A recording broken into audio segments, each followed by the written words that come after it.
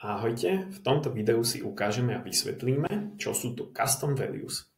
Nachádzame sa teda stále v sekcii nastavení a pod Other Settings máme možnosť Custom Values.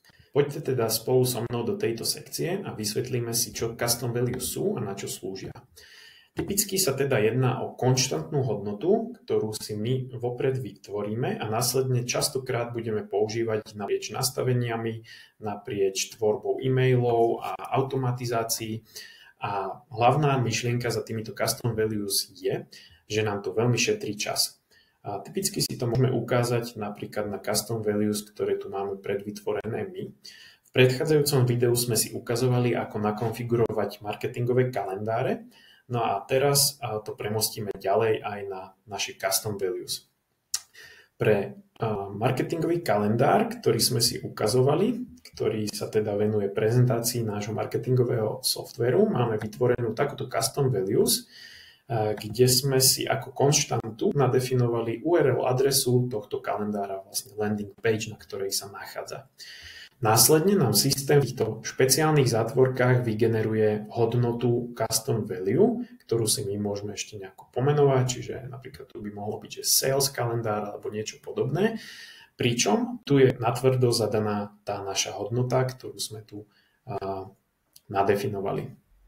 Vďaka tomuto, keď budeme do budúcna pripravovať všetky možné automatizácie, workflowy, zasielať e-maily a tak ďalej, nebude potrebné znova a znova vyhľadávať, že aká tá naša URL adresa tej landing page, kde ten kalendár umiestnený máme, je, ale jednoducho vložíme túto custom value, ktorá nám URL adresu dynamicky odtiaľto dotiahne.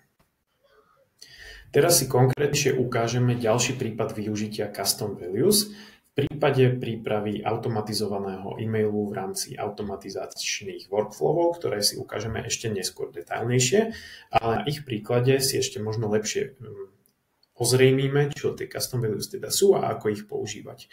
Takže pri vytváraní takéhoto automatizovaného e-mailu sa nám zobrazí takéto okno možností, kde máme teda rôzne polia, ktoré môžeme predvyplniť, to znamená, že pomenovať si tú sekvenciu a ďalšie veci. No a tu vlastne v sekcii From Name môžeme vyplniť, že ako sa ten náš automatizovaný e-mail má potenciálnemu zákazníkovi v jeho e-mailovej schránke zobraziť. Čiže kto je vlastne ten odosielateľ.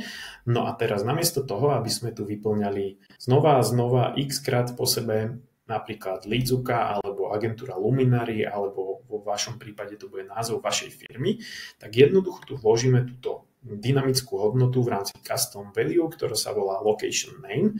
No a ak si ešte spomínate na jedno z prvých videí, kde sme si ukazovali, ako nastaviť business profile, tak práve tam sme si hovorili, že je dôležité vyplniť to čo najlepšie preto, aby sa nám to doťahovalo ďalej. Čiže keď my máme v našom business profile vyplnené naše business name ako agentúra Luminary a teraz tu vložíme túto dynamickú hodnotu location name, tak sa nám to pekne krásne dotiahne. Veľkou výhodou je, že keď klikneme na túto ikonku, tak nám to dá k dispozícii veľký zoznam všetkých možných custom values, ktoré k dispozícii máme. Obdobne je to potom správne pri tomto poli From Email, takže tu je zase dynamicky natiahnutý náš firemný e-mail, info@agentúra Luminary, aby sme to opäť nemuseli x-násobne vyplňať.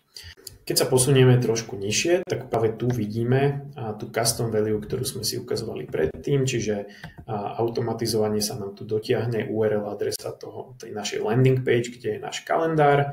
Takisto je tu user first name ako dynamická hodnota, to znamená, že tu bude v tomto prípade Jan. A ďalej je tu location name, to isté agentúra Luminary.